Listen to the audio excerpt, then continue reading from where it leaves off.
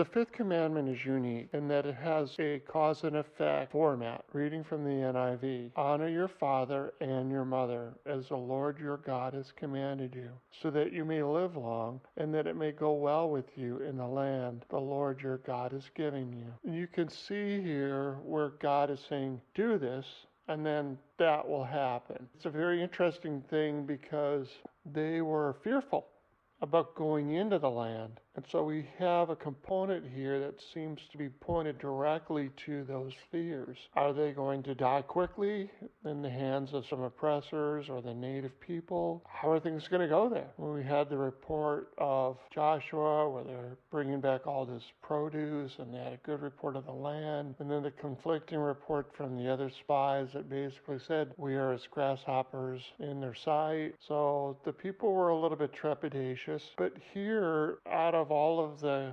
commandments that go into the future where we are now, God is talking to them in the moment based on something that is about to happen for them. Do you wonder, as I do, if there was an issue here where people disregarding their parents? Jesus talks about the Pharisees would advise people to give them money and not care for their parents. Was that an issue that God would make this one out of the 10 commandments? I'm curious about that. There's not a lot of information about whether that is true or not, but obviously God is going out of his way and fortifying it with a prosperous message and a message of longevity. So he must have thought it was very important from a practical point of view. For us now, though, I talk to people about the fifth commandment and just brainstorming and fellowshipping and studying. People have legitimate concerns about the terminology, honoring your father and your mother. And a lot of the for instances would be, I'm an orphan, I don't know who my biological father and mother are, or my father and or mother are not honorable people. Why should I honor them? I don't like them. They do things that aren't good, so why should I give them any honor? Or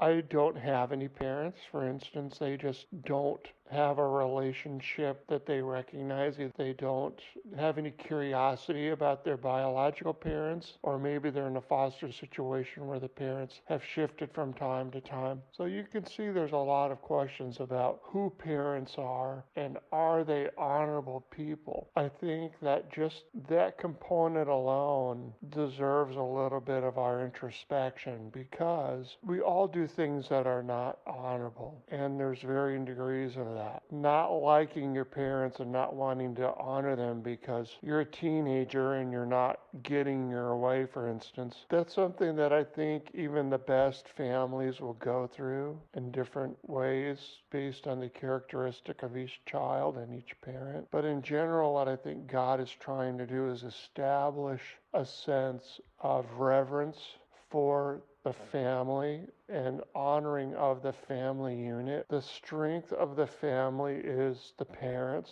the mother and the father. Even back then, there weren't good parents and there were good parents. There were orphans, there were foster children, and there were strangers, foreigners among them. So this message went out to everyone, and I think it did create a lot of conversation. For me personally, I feel like once you're mature enough to read this commandment and start praying about it and asking God for guidance, He's going to clear things up. The root of motherhood and fatherhood is one of acquisition or of biology. So, for instance, if my brother came to me and said, I'm going to die of terminal cancer, God forbid, and I want you to take care of my children, I would then assume that role of father. And you know, back in the Bible, it would be like that, where if the husband were to die in battle, the next of kin would have some influence over the home life of the surviving members of that man's family. And it's like that, where children are going to miss their dads. They're going to have separation anxiety. They're not going to automatically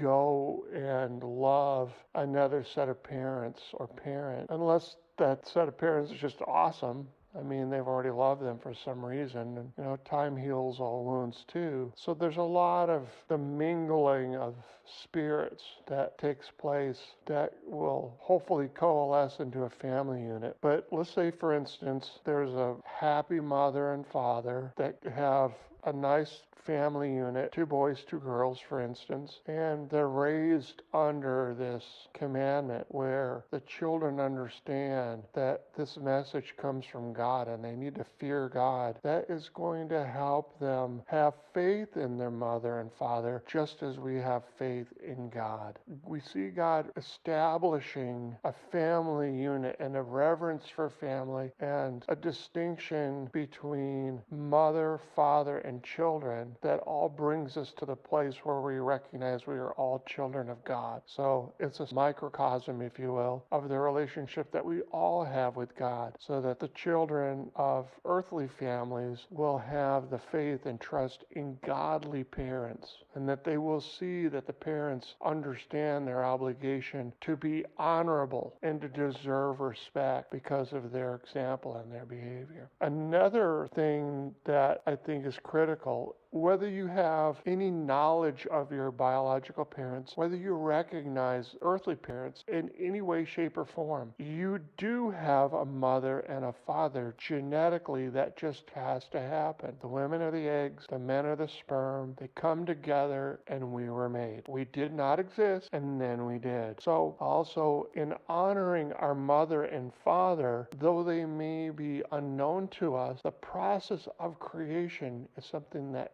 God established. It's microscopic in conception, and it's amazing. So honoring the fact that God used them to incubate us for the 9 months gestation, that is totally amazing. And I know so many people that they're just never going to get along with their parents. And I tell them, it's like, look, honor the process. Honor the fact that God is proving the creation of life through those people that maybe you don't like. Honor that part of it to begin with and see what happens. Because that creation process, I mean, how many people have been born and maybe the conception process was recreational or violent? Who wants to honor that? It's not an honorable thing.